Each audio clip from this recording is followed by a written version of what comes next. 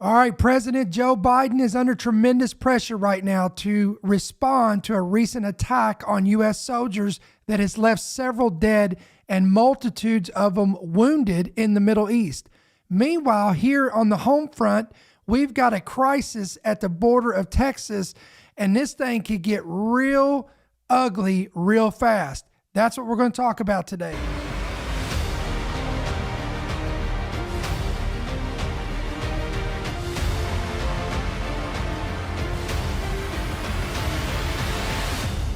The following program is brought to you by friends and partners of End Time Headlines.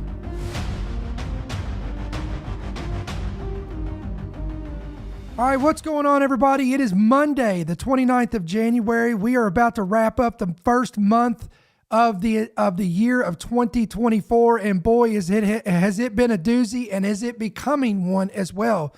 We want to welcome everybody to the program. Again, this is End Time Headlines, news and headlines from a prophetic perspective. I am your host, Ricky Scaparo, the founder and the voice of End Time Headlines. Listen, if you're new to the broadcast, first time joining us, someone invited you in, you stumbled across us, you found us on YouTube, Rumble, whatever the case may be, we want to welcome you to the program. Let us know in the comment section below of whatever platform you're on or listening from, or if you're in the chat room on YouTube, let us know where you guys are joining us from and where you guys, and that you're new so we can acknowledge that. And of course, we want to encourage you to download our free app. If you've not done this yet, we want you to do this because this is going to ensure that you can keep up with our content. You can be notified of every headline, every podcast when it's readily available. And again, it's real easy to get. It's available on Apple and Android devices today. Just go to your Play Store, depending on your device and what you have. Once you download it, hit yes to push notifications, and you're going to be good to go. You guys watching the visual of this, just go under the description of this video, and it's going to say download our free app. Right there's a link. Click on the link, and it's going to walk you step by step to show you how you can get our free app. And again, don't forget to hit that like button, hit that bell notification, hit the subscribe button. Number one, it's going to help you follow us here on these social media platforms. But number two, it's going to help push our material out on these platforms. So listen, it's no secret, guys. We've talked about this. Many of the watchmen have noted this.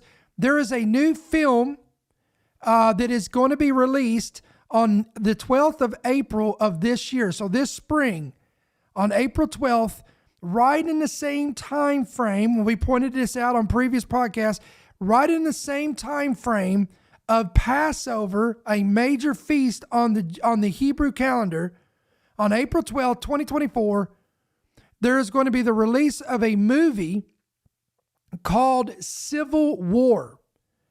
Now, this movie, according to Wikipedia, is an upcoming action film written and directed by Alex Garland. The film stars a slew of different actors and actresses, but I'm going to give you the premise of the movie. The film follows a team of journalists who travel across the United States during a rapidly escalating second civil war that has engulfed the entire nation. I want to say that one more time.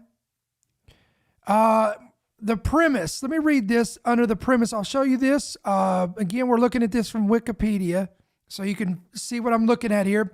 In the near future, this is what the whole premise of the movie Civil War is. A team of journalists travel across the U.S. during a rapidly escalating civil war that has engulfed the entire nation, struggling to survive during a time when the government has become a dystopian dictatorship and partisan extremist militias regularly commit political violence. This is the entire premise of this movie, Civil War. Now, I think it's very interesting that before we were ever informed that this film would be released in April of this year, all the talking heads, many journalists, many bloggers, many political pundits, they all came out on their platforms, talk shows, whatever the case may be, and they began to warn that there's a great potential. Even the Department of Homeland Security came out and said this, that they fear that this could become reality. Howbeit, because we are in a political cycle, we are in a political election year on our calendar. this November, we will be electing a new president of the United States of America. And because of all of the controversy that's centered around, and I'm going to go ahead and probably say that it's probably pretty obvious who the Republican nominee, presidential nominee, who is it going to be? Donald Trump. That's all I've got to say. And we already know the controversy surrounding him on the left and on the right, in the media and the government, the elites, and the list goes on. I mean, just pull out a list and go down a list of all the controversies centered around this man. And because of this, many of these talking heads, these pundits, these journalists, whatever the case may be, they have been warning and saying that they believe that this could be, and when I say this, I'm talking about an actual civil war, could literally be on our soil in America somewhere between now and the upcoming official presidential election in November. But I'm going to tell you something today from what I'm seeing on the horizon. Now today I'm going to cover two different developing stories. One is international, one is internal. One is outside of our country that's taking place that involves our country, but one is within. It's internal. It's homeland things. But both, watch this, both are putting tremendous amounts of pressure on this current administration to respond in some way, form, or fashion. So we're going to start today by let's deal with the internal crisis. Let's talk about the border crisis. So I've got a video here. We're going to watch this together. We're going to watch this together, and this is going to kind of give us a recap, and then we'll just go right off of this, and we're going to get you up to par what's going on here. Dramatic showdown over security at the southern border reaching a breaking point. Right now, Texas is telling the Biden administration to come and take it. Today is the deadline the White House gave to Governor Greg Abbott on allowing federal agents access to Shelby Park and Eagle Pass so they can remove the razor wire there. So far, Texas is refusing to let the feds in and has a coalition of 25 red state governors on its side. Think about it. So 25 governors are now all in support of Texas. The thing could now be headed back to court, and Texas is confident it will win. But the White House says Abbott is breaking the law by playing games. We will not shy away from calling out what we see as political games from the governor because it is not safe. It does not protect our communities. And that's who he cares about. He cares about the people of Texas. What we're seeing from Governor Abbott, you've heard me. Hold on, stop, time out. How does putting razor wire around the perimeter of your border not safe? Listen, the only individuals that it's not safe for are the ones trying to cross over the razor wire. This is just idiotic, guys. It's common sense. But, I mean, do we expect anything more from the White House? It's unbelievable that they would make such an idiotic statement. Razor wire around the border is not safe. For who? For those crossing illegally into our country? Yeah, it's not safe. You probably will get injured if you try to do it. But isn't it amazing that the amount of people that's getting over the border is dramatically less, if any? I don't know if any has crossed over since they've done this. Let's go back to the video. Me say this over and over again. They're making it harder. He's making it harder for Border Patrol to do their jobs. They need access. And right now, they don't have that. And it's under the Constitution of the United States that federal law is the supreme law of the land. And despite major media coverage of the governors who are supporting Texas in its fight against the Biden administration, the White House claims they know nothing about it. Does the president have any response? Again, unbelievable, guys. Unbelievable. They have no clue that 25 GOP governors are backing Texas. Really? Response to at least 25 Republican governors signing a joint statement. How many governors in that letter? I believe it's 25. 25 governors? Least. I would say to them, that, are they, you said Republican governors? Yes. Does it matter? Texas Lieutenant Governor Dan Patrick making a visit to the disputed park in Eagle Pass. He says razor wire has been very effective at repelling migrants. Listen to this, guys. The Supreme Court's ruling didn't say we had to take this down. It just said they could cut it. So they can cut it all they want. We're going to replace it. This is working. And in this park, there were thousands and thousands of people crossing every day. Thousands. I just checked. No one's crossed today. No one's crossed. They went from thousands to none. But yet the White House says this is not safe, it's not effective, and it's keeping the border agents from doing their job. Well, how's that working out for you? Again, unbelievable. We got it covered. Mr. President, you say you want to secure the border. Texas has secured it. Leave it alone. And just breaking, Border Patrol releasing brand new December border numbers. There were over 300,000 migrant encounters in December. That is the highest month ever. So they went from 302,000 in December to at least one day we know of, none, zero. That's going to shave that number down dramatically. So why is this a bad thing again, guys? This should tell you everything you need to know about what's going on, and you have to wonder. You have to wonder why this is a bad thing according to this administration.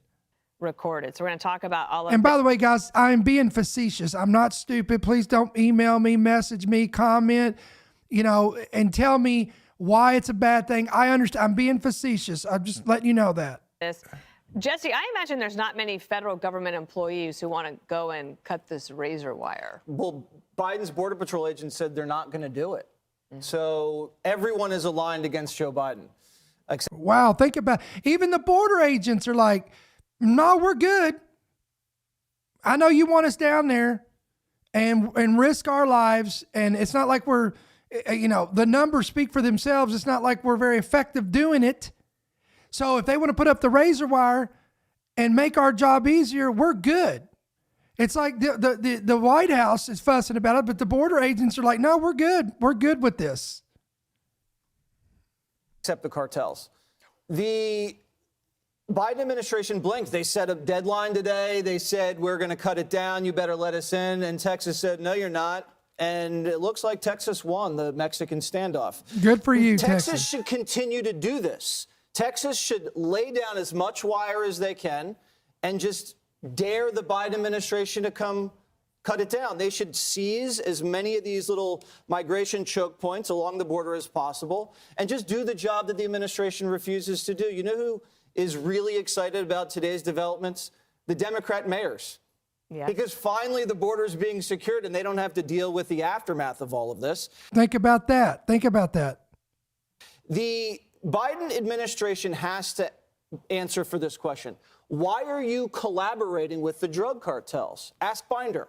Say, Binder, why are you facilitating human, drug, and sex trafficking into this country? Why are you doing that? And if she says we're not doing that, and you just say, yes, you are here, here, and here, she's not going to be able to answer that question. And they're doing it, Dana, in the middle of a crime wave, in the middle of when people's wages are getting eaten up by inflation. In the middle of a homeless crisis, they're doing it, and that's just crazy. The border deal they're trying to blame on Trump is garbage. They link this thing to the Ukraine aid.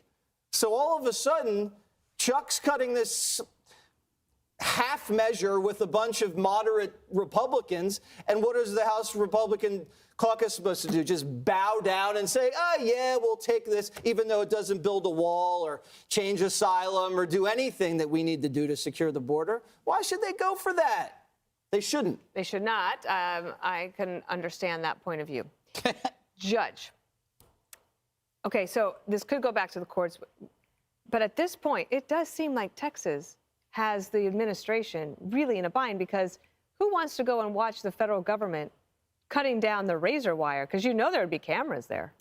There are going to be cameras there, and they also want to open up Shelby Park, which, as I understand it, is right off of the river there where the illegals congregate and the NGOs come and they get the kids. It's like a holding center where everyone gets picked up and then sent around the country. Why do they need that park emptied out? Look, Joe Biden has done what a foreign saboteur would do if he were to destroy the borders in this country. The question, the whole thing begs the question, are we a country anymore? Do we have a border anymore? The answer is, if the federal government is not protecting the border, the states under Article 10 have the ability to do that as long as they're not prevented from doing it by the federal government. There you go. And so under Article 10, Texas wins.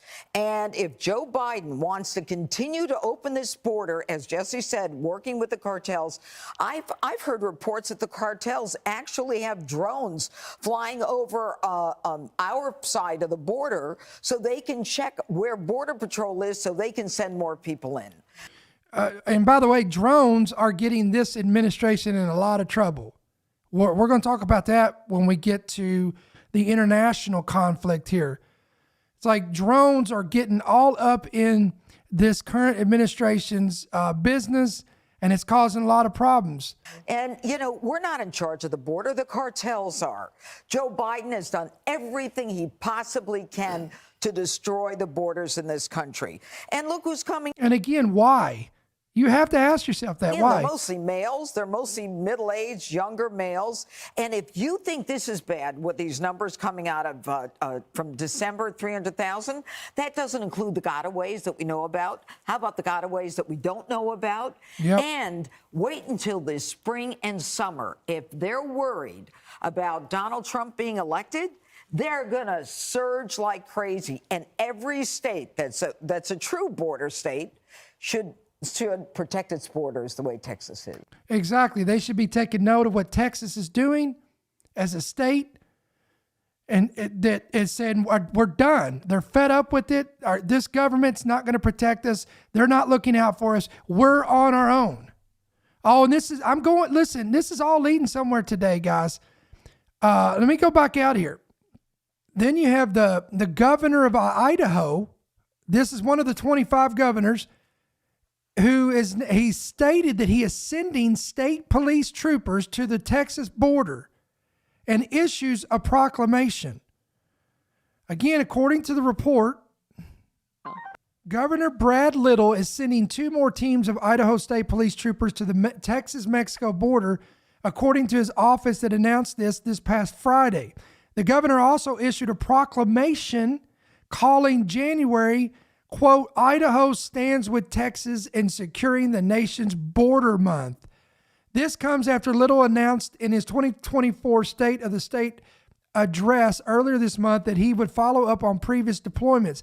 Little went on to say that the troopers will assist with controlling the border and learn tactics on policing human trafficking. Let me read this statement from him. Quote, we will work even harder to address the open border and its impacts because of the failure of the Biden-Harris administration to admit it's even a problem. Human trafficking is modern-day slavery. The cartel and other bad actors are taking advantage of our open border to manipulate and abuse the most vulnerable, including children.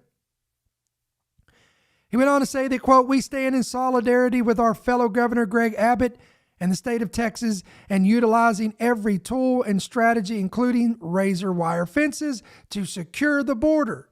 This was according to a letter that he wrote. Quote, we do it in part because the Biden administration is refusing to enforce immigration laws already on the books and is illegally allowing mass parole across America of migrants who entered our country illegally. Then you have this report of this protest convoy. They call themselves the Army of God. This is somewhere around 700,000. Think about that number. 700,000 of this Army of God protest convoy that is already, and according to the report, en route to the southern border. Convoy of truckers will make its way to the southern border to draw attention to the worsening migrant crisis. All of this coming weeks after more than 300,000 migrants crossed into the U.S. in December. That is a record-setting month for encounters along the U.S.-Mexico border. Tom Dempsey is in Norfolk, Virginia this morning, which is where the convoy will be leaving from. Tom, you set the stage and the scene for us this morning. Who is this group? Yeah, well, it's describing this event, and the organizers are describing it as the Take Our Border Back convoy, and they expect hundreds of people to be part of this. It's all starting here at this parking lot here in Norfolk, Virginia, in just about 2 hours. And like I said, they expect hundreds of people to be part of this as they get set to travel across the country, all to put the focus on the ongoing border crisis. So after meeting up here in Virginia later this morning, this group plans to make multiple stops, heading to Jacksonville, Florida, then Louisiana, then to some of the hot spots regarding migrant crossings, including Eagle Pass, Texas, Yuma, Arizona, and San Ysidro, California, where they plan to hold rallies this upcoming Saturday. Let's see what this is about. A trucker convoy of Patriots is heading to the U.S. border with Mexico next week. As that would be this week, as of this recording, as the standoff between Texas and the federal government intensifies. The organizers of the, quote, Take Our Border Back convoy have called themselves God's Army. They went on to say that they're on a mission to stand up against the globalists, who they claim are conspiring to keep U.S. borders open and destroy the country. Quote, this is a biblical, monumental moment that's been put together by God. Wow, that's a heavy statement right there. One convoy organizer said on a recent planning call, quote, we are besieged on all sides by dark forces of evil, said another. Another said, quote, blessed are the peacemakers, for they shall be called the sons of God. It is time for the remnant to rise, end quote. Now, according to this report, experts say that the Christian nationalists, we knew that was coming, overtones in this rhetoric. So, again, they've already labeled these as Christian nationalists. Why? Because they love our country, because they're tired of our country going to pot, going to hell in a handbasket, being overtaken, being destroyed from within. Come on. Because of that, because they're tired of that, and they're patriots, and they're patriotic, and they love the country, and they're Christians, they are, of course, Christian nationalists. And according to the, quote, experts, who are these experts? Well, these experts are the string pullers behind all major social media outlets. They're the string pullers behind the big tech giants. They're the string pullers across the mainstream media outlets. They're all in bed together. These are the experts, and they say that these kind of overtones, what overtones? Again, the necessity to protect the border, the necessity to protect our sovereignty as a nation. These radical overtones and rhetoric is adding a dangerous dimension to an already fraught situation. Of course, again, in other words, translation, this thing is bad, but if you think it's a necessity to defend our country and stand up and to actually have a voice against how this administration is running our country, well, then you are an enemy of the state. You are, again, a quote-unquote Christian nationalist. Quote, when people believe that they are working on behalf of God, listen to this, guys, real carefully here. In fact, let me pull this up so you can read it along with me, because I want Google and everybody else to see this is what they're saying. When people believe that they are working on behalf of God, they might be willing to resort to relatively extreme measures. You know, like extreme measures, like when John the Baptist stood up and he called an entire nation to repent and turn from the wrath that's to come. You know, when like Peter stood up on the day of Pentecost and he said, repent and turn from this perverse and wicked generation. You know, a generation that was committing abominations. It was lying, stealing, fornicating, committing adultery, all these things. And when he stood up and says, repent and turn from this society and turn from these sins, he would be considered radical. And by the way, John was of God. Peter was of God. You don't think Jesus would be considered to be a radical? You don't think Moses would, and Noah would, and Josiah would, and Zechariah would, and Joel, and Amos, and Hosea, and come on, I could go down the whole list, and the things that they told the people to do? Did you know that the New Jerusalem is going to have walls around it? Why would it have walls around it? Well, obviously, listen, God would have not put walls around the New Jerusalem if he did not intend for certain individuals to get in and want to keep certain individuals safe that's already in the perimeters. So how dare God actually speak to us today and instruct us to do things to actually defend, protect, or honor our families and our country? And by the way, if you're a Christian and you believe you're doing the work of God or working on behalf of God, you might resort to relatively extreme measures. Well, what's extreme measures look like? Well, let's read on here. According to Ruth Braunstein, who's an assistant professor of sociology at the University of Connecticut and author of Prophets and Patriots. Make sure you run out and get that book. I'm sure it's just lovely. Faith in Democracy Across the Political Divide. I guess that's the subtitle. And listen, quote, and so you have a politically volatile situation that can become much more so in part because of this rhetoric. Again, this rhetoric of sick and tired of our country going to hell in a handbasket. If you actually make that statement, if you oppose defending borders, that kind of rhetoric. If you oppose a communist Marxist nation, that kind of rhetoric. If you believe there's one God, that's that kind of rhetoric. If you believe there's no other name given under heaven and to men in which we must be saved but the name of Jesus, that kind of rhetoric. If you must be born again, if there's no other way to heaven but through Jesus, that kind of rhetoric. Because listen, if we're going to push the buttons, honey, we're going to push all of them today. Let's just get it all out there. Get it all out in the open. That's what they're talking about here. According to the report, the organizers' current plan is for the convoy to depart Virginia Beach on Monday and snake down through the southeast, stopping over in Jacksonville, Florida, before making its way to several stops along the border. The convoy will then split up for separate rallies on the 3rd of February, one near Eagle Pass, Texas, a second in Yuma, Arizona, and a third in San Wazirdo, I probably slaughtered that, so forgive me if I did, California. A group of 6 Patriot world influencers, including Kim Yeater, who runs a self-empowerment, self-help group, and an anti-voter fraud group, started organizing the convoy around a month ago. Quote, God's army is rising up, she said on the planning call. Quote, we all have been chosen for this time. And by the way, I just want to let this be known. I have no idea who these people are. Never heard of them, never seen them, never listened to them. I don't support them, advocate them, or any of that. I'm only reporting what's going on today, okay? Now, everything I just told you a while ago, yeah, that's my opinion. And that's how I see it. And that's how it is unfolding. But as far as what these people are about, what they represent, are they QAnon, whatever, I don't know. This is the first time I've ever heard of this group.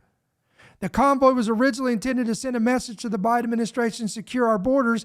According to its website, it calls on, quote, all active and retired law enforcement and military veterans, mama bears, elected officials, business owners, ranchers, truckers, bikers, media, and law-abiding, freedom-loving Americans to join the cause. Well, we saw how this turned out on January 6th. I'm just saying. I'm not saying this person or this group was wrong or that group was wrong. All I'm saying is, listen, here's one thing you can be assured of. They know every one of these individuals.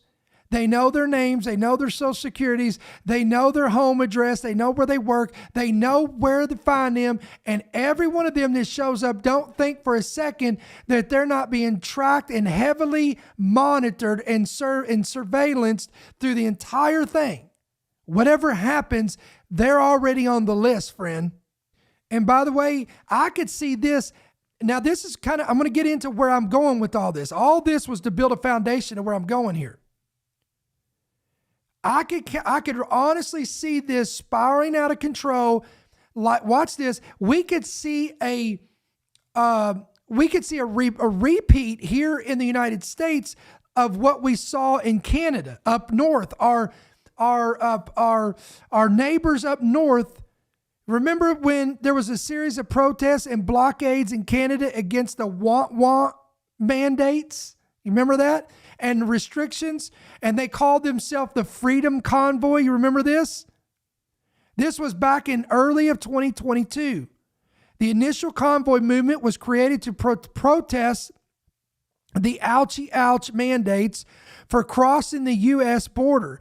But later it evolved into a protest about the want mandates in general. Beginning in January 22nd, hundreds of vehicles formed convoys from several points and traversed Canadian provinces before converging eventually in Ottawa on January 29th of 2022. With a rally at Parliament Hill, the convoys were joined by thousands of pedestrian protesters. Several off-shot protests blockaded provincial capitals and border crossings with the U.S. Now, as a result of this, the bureaucrats there in Canada froze the bank accounts of the Freedom Convoy leaders and protesters alike. You remember that? They froze all their accounts. They froze all access to their money and their funds. Everything was shut down. Friends, listen to me. If you think for a minute that this can't happen again here in the United States, you are, again, naive and ignorant to think that it will not and could not happen here. This is what I could honestly see that happening. Now, a former president of Russia came out recently and said the obvious. He said that, quote, the Texas situation could launch a civil war in the United States. Wow. Look at this. Dmitry Medvedev, the former Russian president and ally of current President Putin, made an ominous comment this past Friday regarding the Texas situation, saying that it could potentially initiate and start a new civil war in the United States of America. It's amazing. The talking heads and stuff here won't say that, but onlookers notice it. They observe it. They see this. Medvedev, who currently serves as the deputy chair of Russia's Security Council, released a lengthy statement on X, formerly Twitter, on Friday, reiterating his past prediction that Texas would secede from the rest of the United States, something the state has no legal ability to do, and potentially kickstart, here it is, a civil war.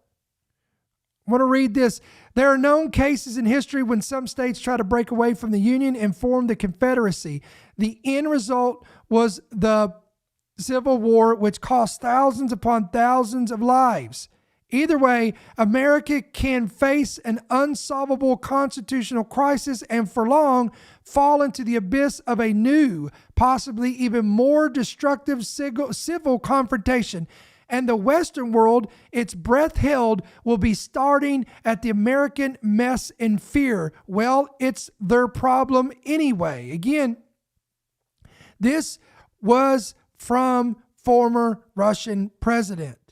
Now, is it anybody else out there think it's ironic, think it's coincidental that in just a few months, and it's been in the making, that they're going to release a film that depicts a new civil war in America, and look what's happening inside the U.S., and we ain't even got to November yet.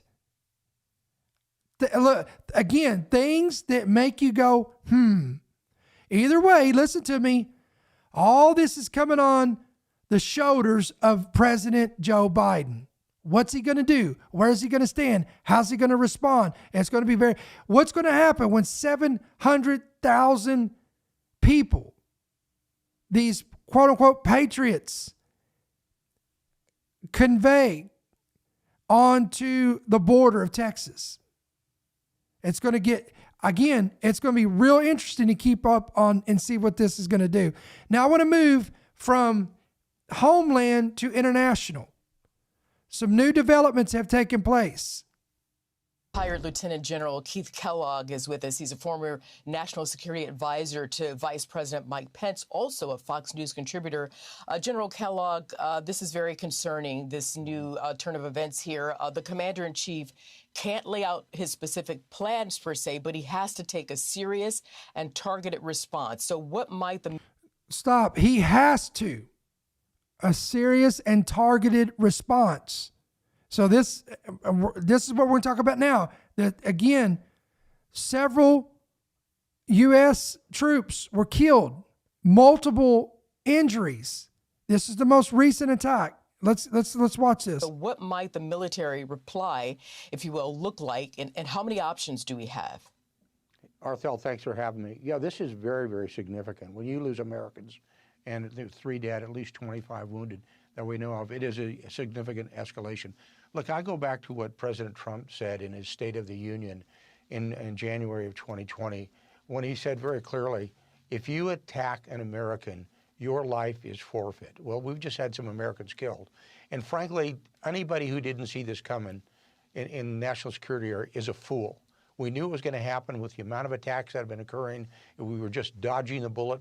We were getting lucky.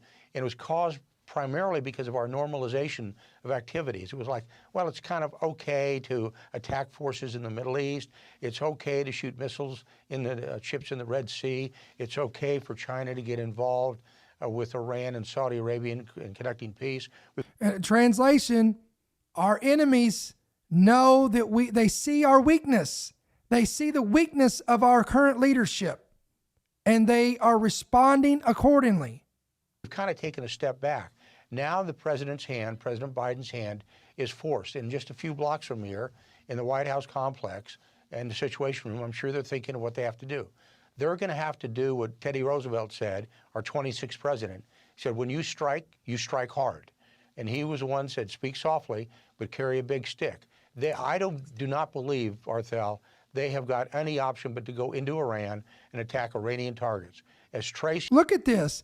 At least 159 attacks on U.S. forces since October 17th. Here's the whole map. You guys can see it in front of you.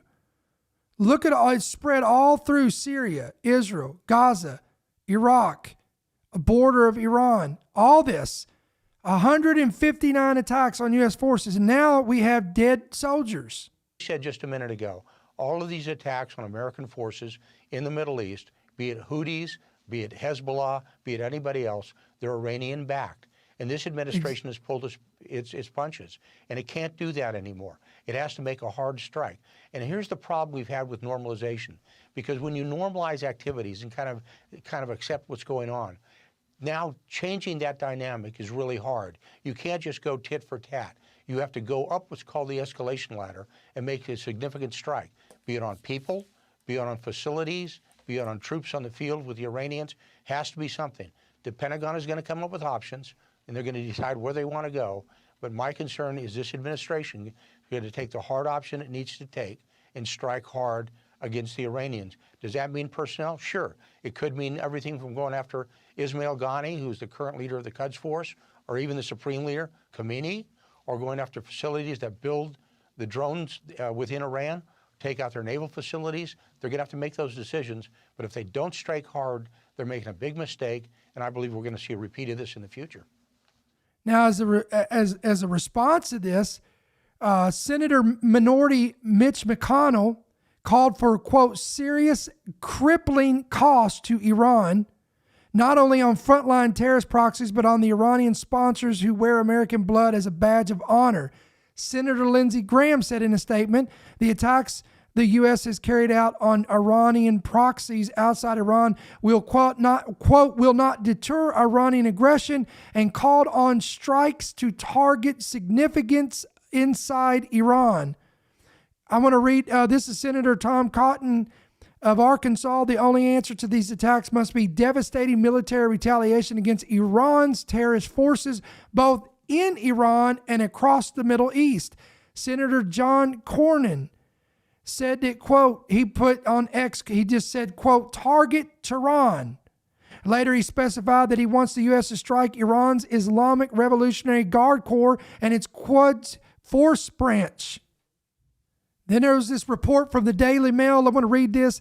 How drone strike death of U.S. soldiers in Jordan takes us a step closer to World War III. As Trump has warned, and Biden's response, I'm going to read this, could further drag in Britain and play directly into the hands of Putin. When you read on down in this article, it says that the British MP warned that the escalation in the volatile region also affects the United Kingdom, saying that it could become a necessity for Britain to get involved. Quote, it's important that British people understand this. This is one example of many of the new era of insecurity that we've entered and that we need to prepare for, said former Defense Select Committee Chairman and soldier Tobias Elwood. Such concerns come amid fears that, listen to this, that the wars in Europe and the Middle East could proliferate into something even larger. Come on, wars and rumors of wars, nation against nation, kingdom against kingdom. Matthew 24. Donald Trump recently said this past Sunday, quote, we are on the brink of World War III. Here's another report from the Mirror. Here, let me read this headline. Quote, Biden giving chilling nuclear warning over attacking Iran after kamikaze drone kills troops. Michael Snyder wrote a piece that said, quote, are we on the verge of an apocalyptic war with Iran? I want to point out something that he wrote in this article. Again, this is an opinion piece from Michael Snyder, and I thought this was interesting to note here. Those that argue military strikes against targets inside Iran are assuming that the Iranians only pose conventional weapons, or possess conventional weapons. But what if this isn't true? In fact, for a long time, there have been many that have tried to warn us that this isn't true.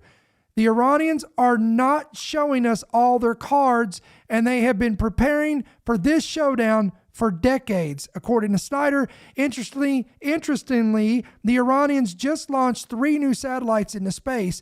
Quote, Iran says it has successfully launched 3 indigenous satellites into orbit using a certain type of carrier rocket, marking the first time the country has simultaneously sent 3 satellites into space.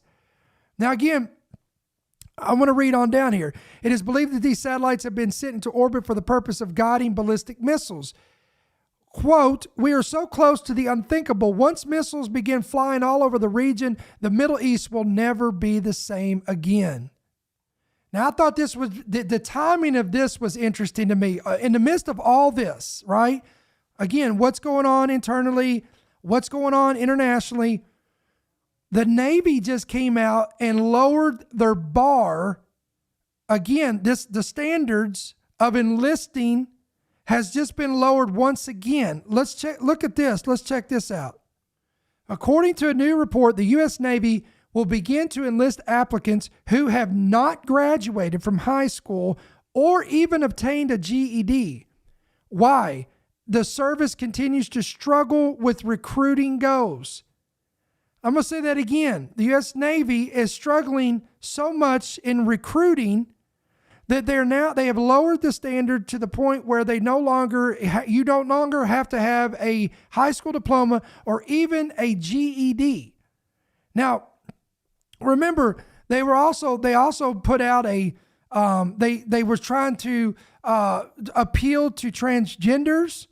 I mean, this is unbelievable. So again, we can look at this as one form of desperation, but I have to ask, if maybe you're like me and I ask the question, why all of a sudden do they need why do they need to recruit members so desperately?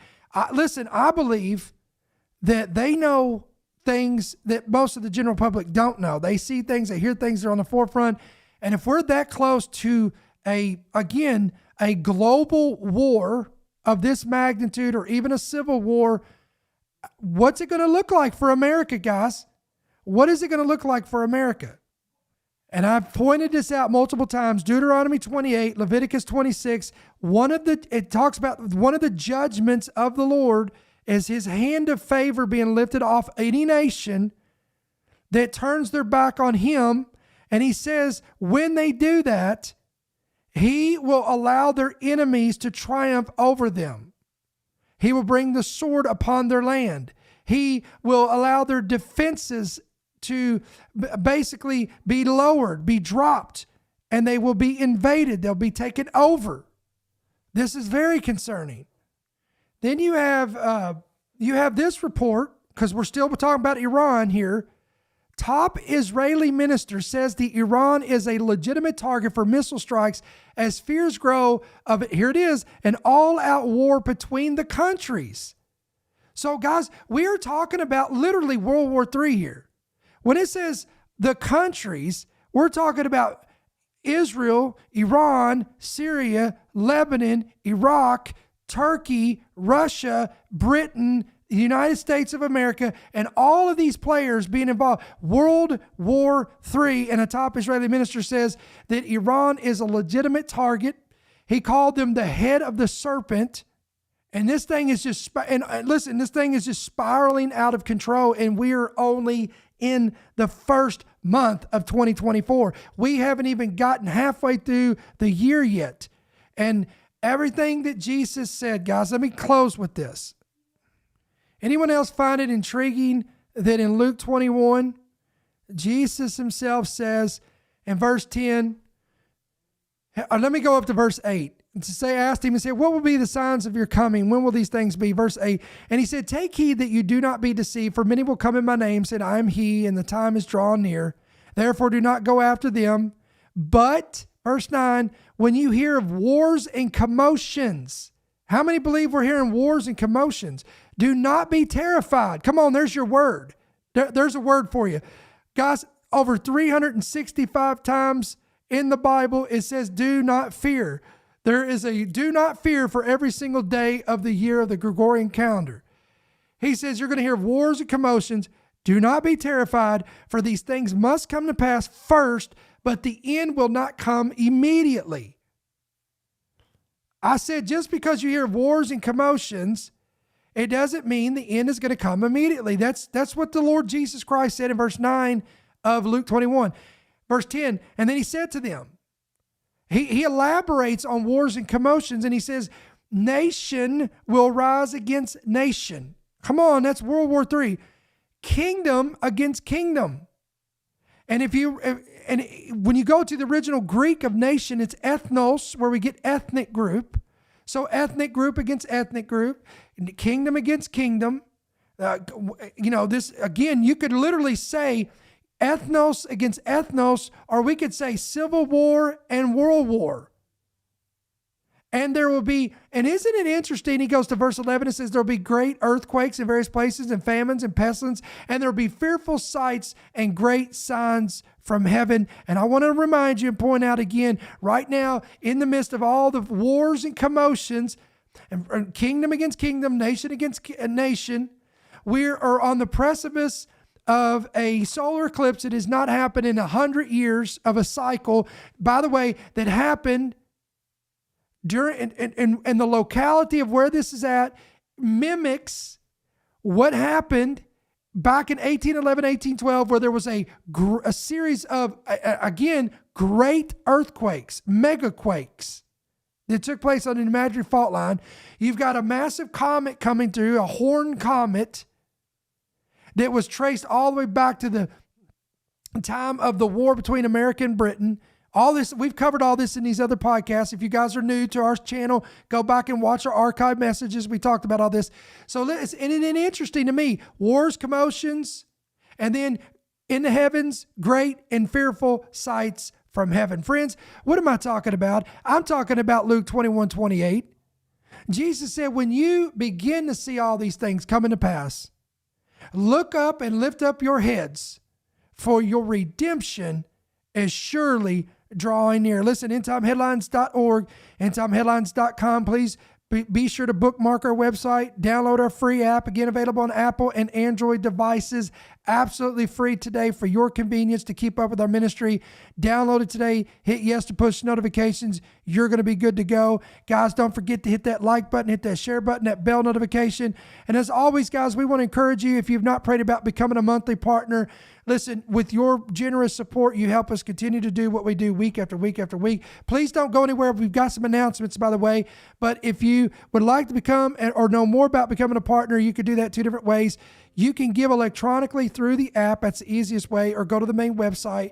Or you can give right there on your screen by check or money order, and you can make it out to End Time Headlines, P.O. Box 1391. That's going to be right here in Monroe, Georgia, 30655. So, guys, let me give you a little bit of a preview of what we got coming this week. So, we finished off Monday tonight.